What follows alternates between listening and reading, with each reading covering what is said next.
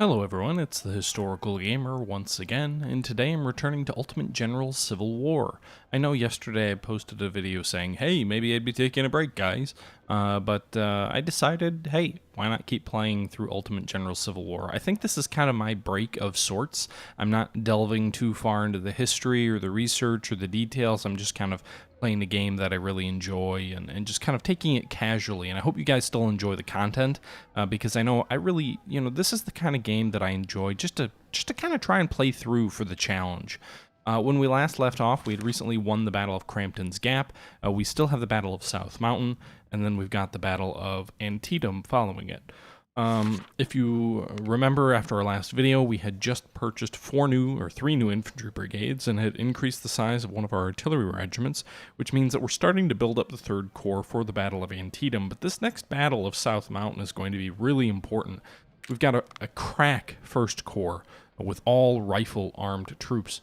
Our Second Corps has one crack division. The First Division in the Second Corps is all rifles. Everybody else is smooth bores and relatively inexperienced. You can see here as we click through these guys, they don't have very high statistics when you compare them with these guys. Oh my goodness, these are like the frickin' Napoleon's, old guard right here between the Springfield and the Irish Brigade. They're basically the old guard, really the Springfields especially.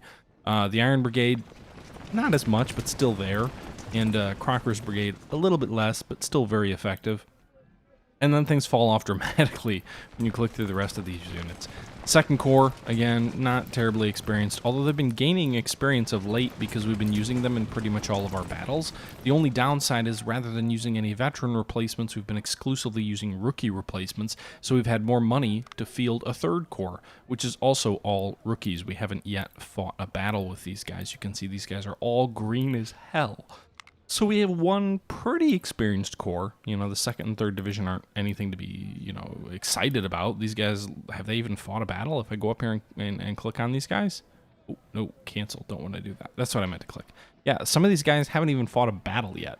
In fact, I wonder if I know Latimer's cavalry corps fought in 2 battles, but the rest of these guys, handful of engagements, nothing too special. When you compare that with the Springfields, like these guys have fought in almost all of our early battles. They haven't fought in much since Malvern Hill, though, as I've been trying to boost up the Second Corps. You can see here, for example, Henry's Brigade has fought in quite a few engagements and inflicted quite a few casualties. However, because I've only been using rookie replacements rather than veterans, their experience gain has been a little bit slower.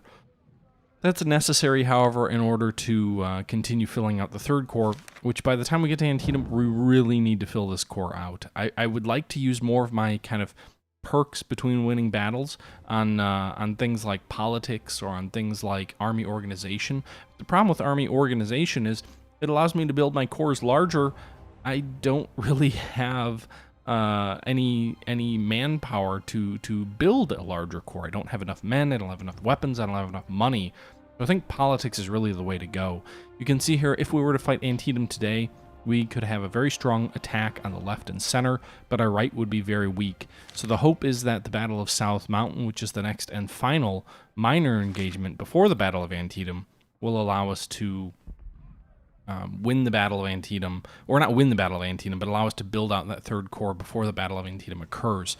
The other flip side that we could go to is if we win this battle, but we don't have a lot of money to build out the Third Corps, is we could frankly just, crank up the army organization and use that additional, and I'm sorry, I'm recording kind of early in the morning, guys. But use that army organization to allow us to build a stronger wing so that we could concentrate all of our power in the left and center and hopefully defeat the Confederates before we even have to worry about the right wing. Because my assumption is that Antietam follows history, where you have the attack in the left, the center, and then eventually the right, sort of an attack in echelon along the Union front, or Confederate front. And, if we can do what we did at Second Manassas, where we won the battle before half the battle was even fought, that might not matter that we're so weak. I'm not going to bank on that, though. With that being said, let's go ahead and jump into the Battle of South Mountain. We're going to rely on the Second Corps once more, the ever-so-abused Second Corps. You can see here the Battle of South Mountain allows us to deploy pretty much our entire force, 15 out of 20 brigades. The Confederates have 22,000 soldiers and 70 guns. This is not at all historically accurate. The Confederates at South Mountain were heavily outnumbered and didn't have anywhere near 20,000 soldiers to bring to bear. With that being said, we're going to do that. We're going to be outnumbered with artillery here. The Army Org would have been nice. But anyway, we're going into the Battle of South Mountain here with our 2nd Corps. General, the rebels have deployed 2 divisions to guard Fox and Turner's Gap at South Mountain and block your advance against Longstreet. You need to attack and secure a safe passage for the army. Be careful because the enemy holds some strong positions on high ground. Good luck, General. Alright, so there you go. This looks like it's going to be a wide frontal assault against difficult terrain, which will be interesting. I think I'm just going to move my infantry forward here to the edge of the map. We'll just move them across the ground till they engage with the Confederates, and then we'll use what we have in terms of reserves, or just additional manpower kind of on either flank to wrap around their lines, outflank them, and crush them like the bugs that they are. Of course, this is going to be tough going across difficult terrain by the looks of it. Yeah, so we've got some artillery. We're going to place them in the center here, kind of along these good roadways, because I imagine they're not going to have much of a line of sight here. But we'll use those roads to advance them up quickly. We'll also have our infantry back here and our supply wagons. So we're going to go ahead and start the battle, but we're going to instantly pause it. And we'll zoom out here. We can see the enemy objective, or the enemy position is here. Now, South Mountain was not anything like this. South Mountain, the Confederates were heavily outnumbered.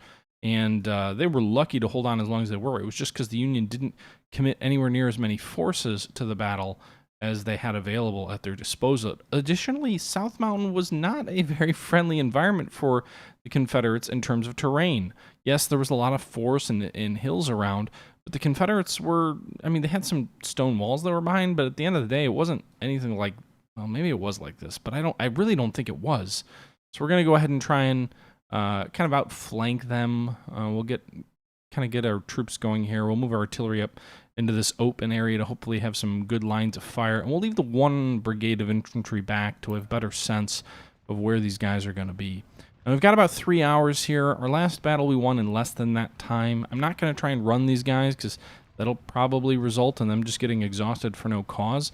The one thing that would be interesting is if you could sync your army movements up so that everybody moved at roughly the same speed. You can see these guys are kind of moving at varying speeds depending on the terrain that they're in, which is accurate, but it also makes it more difficult to be a commander, which, of course, is probably what should happen if you're talking about being realistic.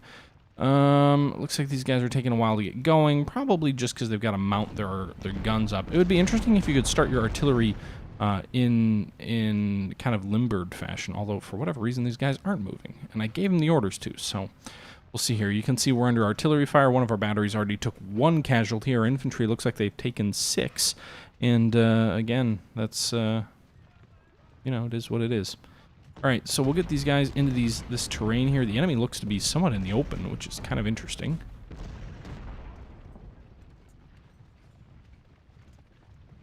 I'm kind of curious. These guys are marching around. I'm going to run these guys into position. I want to get them into the woods and hopefully catch the enemy exposed in the open. That would be ideal. Alright, send these guys up and over.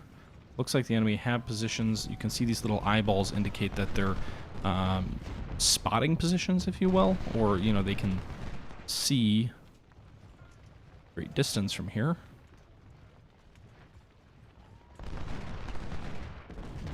Okay, making some adjustments here. Henry's crossing through some difficult terrain. Let's run him in there, get some cover before he takes too much punishment from artillery fire.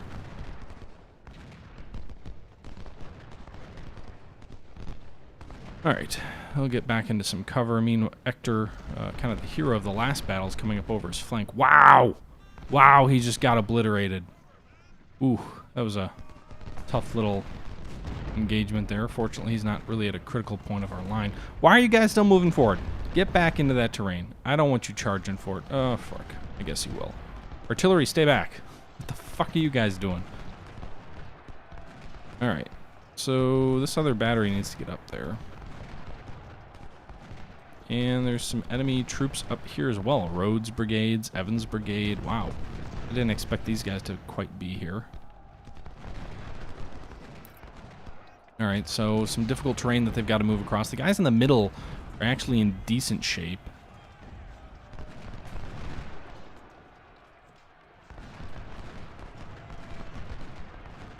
Iverson's brigade is getting just torn apart. On the right, we're suffering pretty heavily. Hector, Nelson, we'll just have to try and go around their flank. It looks like the center might actually be their weakest point. Center and left, maybe. We got one brigade and Heinz is back. Oh, Heinz is back here in kind of reserve, if you will.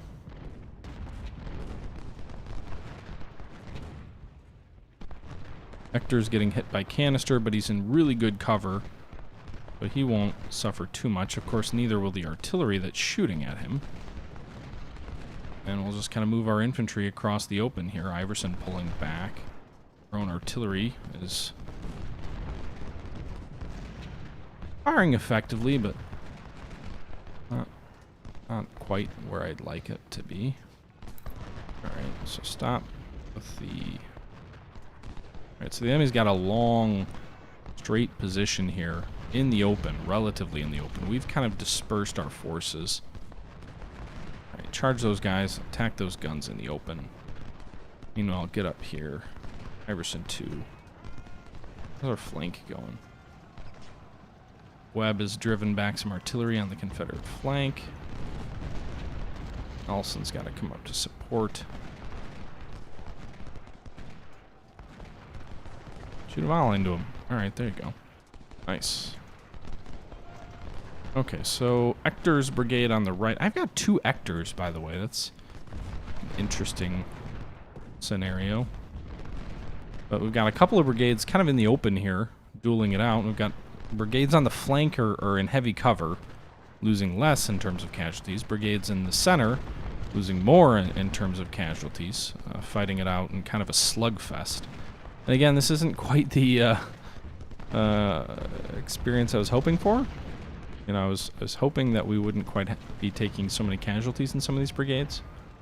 But I guess it is what it is, huh?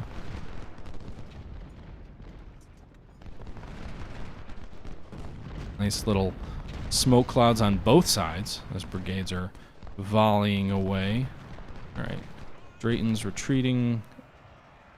Hector and Henry can kind of advance now.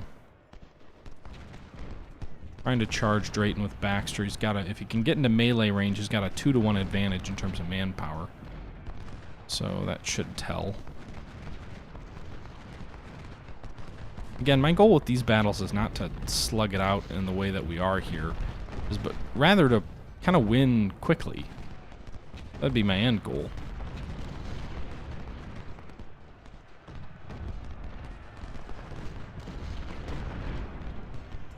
Oh god, ours just getting shattered from the flank. I didn't realize Evans was quite there.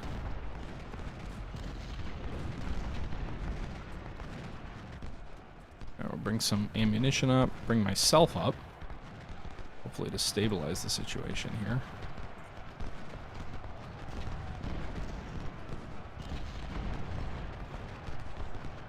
Alright, fire a volley into Rhodes while he's engaged with melee with 2 other brigades, and there you go, he gets to rout. Hopefully we can unravel the entire Confederate flank that way. Continue to push them back in the center.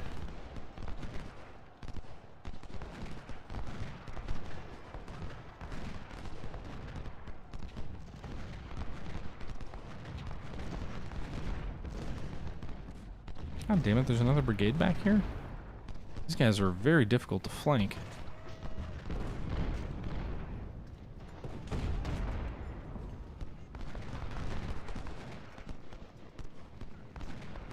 Alright, Walker's pulling back, so it's kind of feels like a delaying action on the Confederates' part. Pushing brigade after brigade back, but not breaking them per se. Alright, try and engage them in melee. Carr's brigade come up here. Give Rhodes a good volley. He's in the open, right?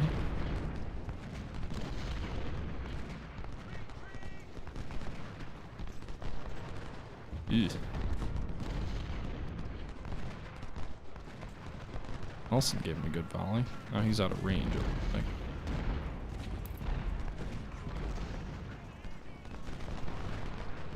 Alright, so we've got 3 brigades kind of on their flank, but kind of not.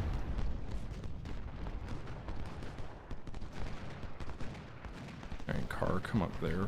Nelson, you have to turn and face. Flanked, but... Okay, roads routed.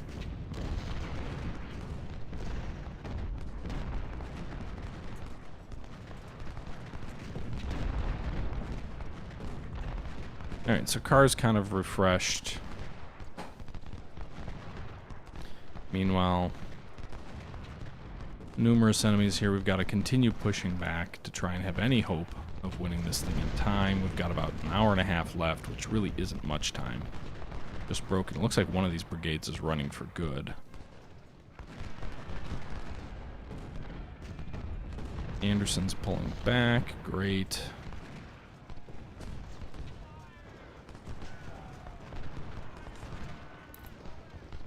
All right.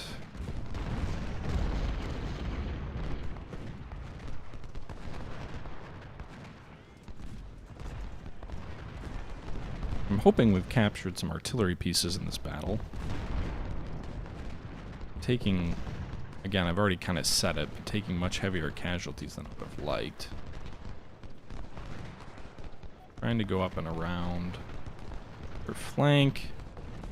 Baxter's kind of dealing with a much smaller foe, but suffering nonetheless.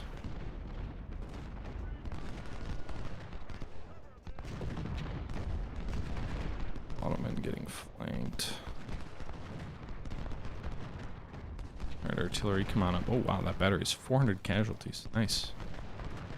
Inflicted, that is.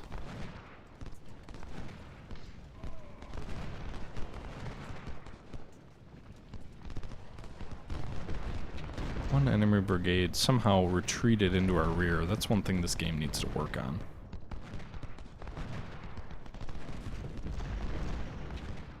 Okay, we've got a little bit over an hour and 20 minutes.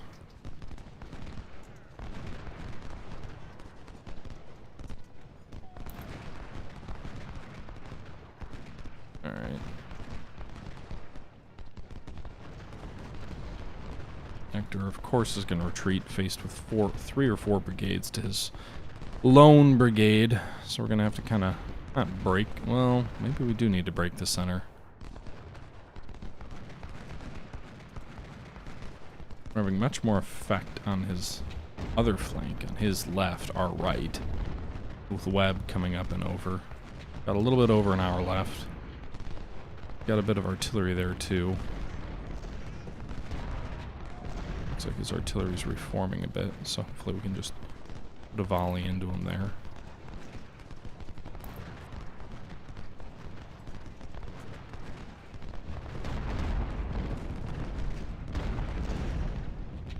There you go, a few more casualties.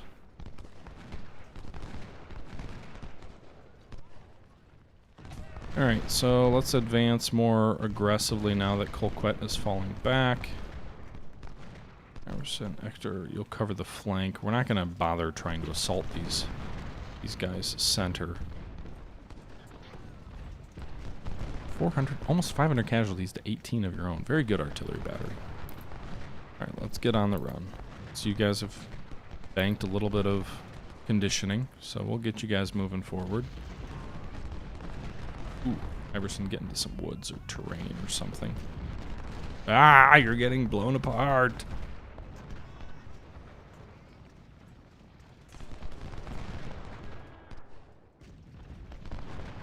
Alright. Baxter, you're going to deploy some skirmishers. We're going to continue dealing with Drayton. Meanwhile, you're going to try and hit their flank. Man, these casualties are tough.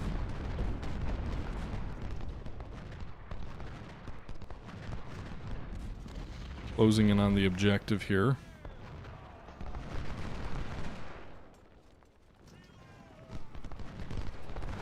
Hines, let's get you in there in melee. That actually might be a bad idea.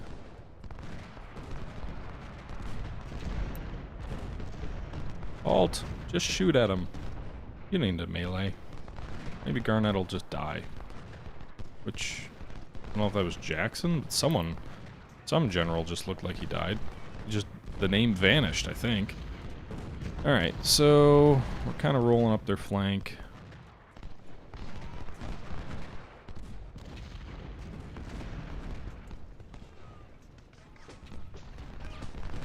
Okay.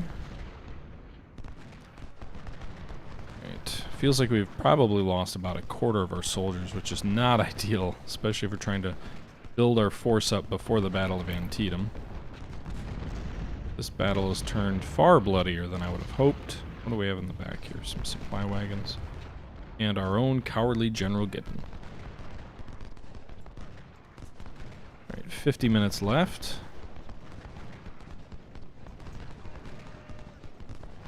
Hines, you charge him. You know, I've got 3 brigades firing at Evans. Actually, about soon to be 4 brigades. Hopefully we can unravel him. Meanwhile, why is he doing that? Let's move forward. Hines is about to probably get ripped to shreds. This supporting brigade here. But they're withdrawing nonetheless. We've secured South Mountain. We've got to hold it for 18 minutes to win this battle. Hines' brigade is going to figure out very difficultly. There's literally no reason to do that. Just go fight these guys.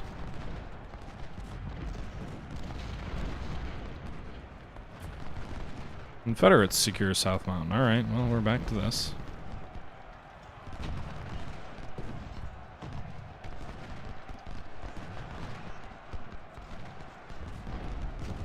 Alright, well, hopefully this doesn't turn into a Pyrrhic victory.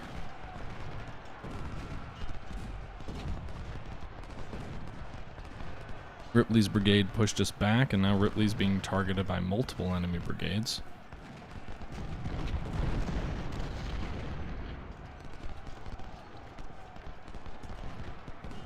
They're not enemy brigades, our brigades. Walker as well, just driven back. Artillery firing canister into Ripley. Meanwhile, up north, Nelson getting canister fired into him. Hines retreating in the south. Henry's going to need to advance there. Reed is pulled back too far. Alright, our skirmishers down there are low on ammo, but I'm not really that worried about them. Ripley's finally running.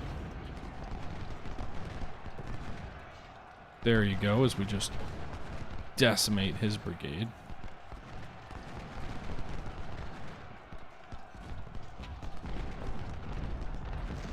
Reed up there. A lot of melee action going on here in the south. Oh god.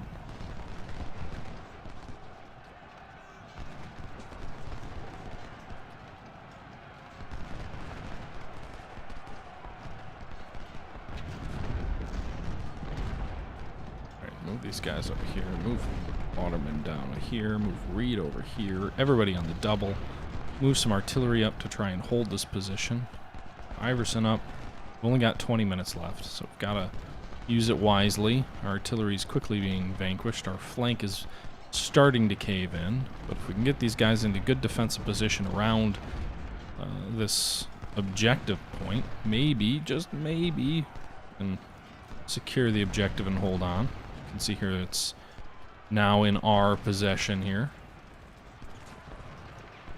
But now that we've secured it, the enemy is moving to counterattack immediately. So you can see here it's going to take us 19 minutes to secure the point.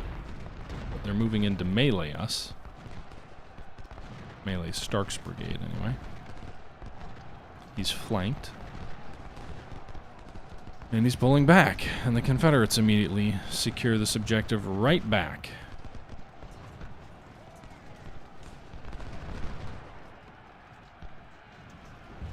Hopefully we can push them immediately back.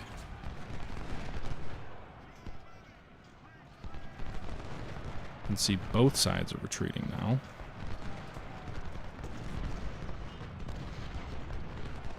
Now we're moving Laumann forward to try and retake this position. Meanwhile, I've moved my artillery very far forward in an attempt to hold the line against what ended up being a far stronger opponent than I had hoped. maybe, just maybe, we'll get in there to retake this objective here before the battle is over. Let's see here, this enemy brigade is, if not totally shattered, very nearly shattered. Reed, you should really fall back. I don't want you charging forward like that. Nelson, come down here. Garnett, how are you still around? You've got 180 men left. Let's charge you. I'm assuming we'll overwhelm you at that. You know, it looks like we just destroyed a rebel artillery battery over here. Got multiple enemy batteries left. Now we've secured South Mountain. Garnett, you've got to be almost dead. 160 men? You should break and run. Alright, all too low to fire a volley. And again, the enemy just knows, like, oh, well, this is your objective point, so we're going to immediately countercharge. And we've got to hold for 16 minutes, yet the battle is more or less over. Alright, well, let's finish. Victory! There you go. We lost 8,000 men in a victory. We lost more men than the Confederates. We lost 6 guns, they lost 42. We rescued 2 of our own, captured 1, so we lost 3 guns net. We lost some 6,000 men. We were able to recoup just shy of 4,000 of that in terms of equipment. Actually, we did capture a few enemy guns. Overall, not a ton. Not quite what I would have hoped in this battle here. 8,700 casualties, 8,300 replacements. So yeah, we're not gonna just be able to so easily replace our casualties. I'm gonna go ahead and do that as best I can here. That was $20,000 right there to replace Hector's brigade. Almost 3,000 to replace Nelson's brigade without even replacing Nelson. 10,000 for Carr. Free for Webb. Reed is free. These guys are all using crappy weapons, which we have plenty of. 2,000 for Stark. Baxter will need 5,000. Baxter's also a major general. We should probably promote him. We don't have enough weapons to upgrade to replenish. How many shy are we? We don't have enough Springfield 1842s to give Iverson's brigade a full run. Same over here. And if we buy them, we don't have enough we can buy. Yikes! All right. Let's see, the 1st brigade is all right, or 1st division's all rifles. 2nd division, Webb's brigade, we'll go ahead and equip with something else. Give them pattern Enfields? Yeah, we could. We captured about 400 pattern Enfields. So it'll only be about 40,000 to equip Webb's with pattern Enfields, and then we can use those freed up 1842 Springfields to re-equip everybody else. There you go. Alright, so we now have the 2nd Corps has every brigade every brigade in the 1st division has rifles, and one brigade in the 2nd division has rifles. Meanwhile, we've only got about 2,000 troops in reserve. Also, we should replace Nelson, which it's like, alright, we'll give you a brigadier. Great. And we've got to replace these lost Napoleons, which we can go ahead and do. Fortunately, we have at least a captain we can nominally give command. We'll go ahead and do that. So 16, we need to replace the 1 Napoleon here in this battery. Right, that does it for this division. Now, we do have one more career point, which we can either use toward politics or economy. You can see yet another victory here at the Battle of South Mountain. The illustrious career of myself continues in great success. We've got some commands that need a little bit of upgrading in terms of their capabilities because they now have some experience. So that's encouraging to see that some of these troops are gaining experience. They're becoming better forces. But we don't even have any generals we can buy at this point for Nelson's brigade, whose commander was wounded. We can go to the barracks and we can see we've got 2 major generals, and Hooker and Schweitzer wounded. We've got Clifton Nelson and Pedro Deering colonels that are wounded, so 4 brigades, which will open up for commands after the Battle of Antietam concludes.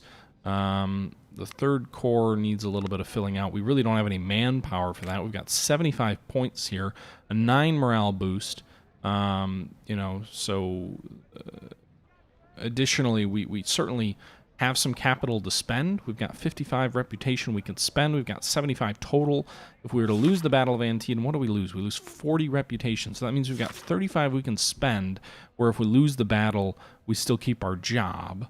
or 35. That means we've got, yeah, 35 we can spend or we lose. We could use this for some money, but again, we only have 2,000 recruits in reserve. We could use this for some recruits, but again, then we'd only be able to do one or the other. Or some generals, which, you know, are kind of in short supply as well. We've got majors commanding units here in the second division, which is causing a major hit to their efficiency because these guys just aren't ready for command. So we'll have to kind of figure some of that out, but we'll figure that out in the next video, guys. We just won the Battle of South Mountain. The next battle is Antietam. We got all the perks we could hope to get. Defeating the enemy at Second Bull Run, 5% army reduction size. Defeating the enemy at Crampton's Gap, 2.5% army reduction size. And defeating the enemy army at South Mountain, 2.5% reduction size. So the Confederate army at the Battle of Antietam should be 10% weaker than it would by stock comparison B. We'll see how that all plays out. Currently, if we were to field our force without any additional changes or bringing in reserves, we'd have 63,000 soldiers.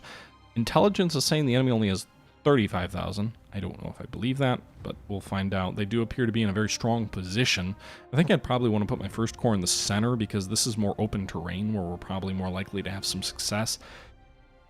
The Confederates on the left flank they're in better defensive terrain, given my limited understanding of the battle in the game. I know Antietam, but I'm trying to think of how the game represents that defensive. And I think the left actually ends up being one of your stronger positions as the Confederates, but we'll have to find out. Anyway, guys, that'll all be figured out in the next battle, in the next video. I hope you guys enjoyed our victory at the Battle of South Mountain, and we'll figure out sort of how we want to structure our force going into the Battle of Antietam, as well as how we continue here. Anyway, guys, hope you enjoyed the video. Until next time, it's the Historical Gamer saying thank you for watching, and I'm out.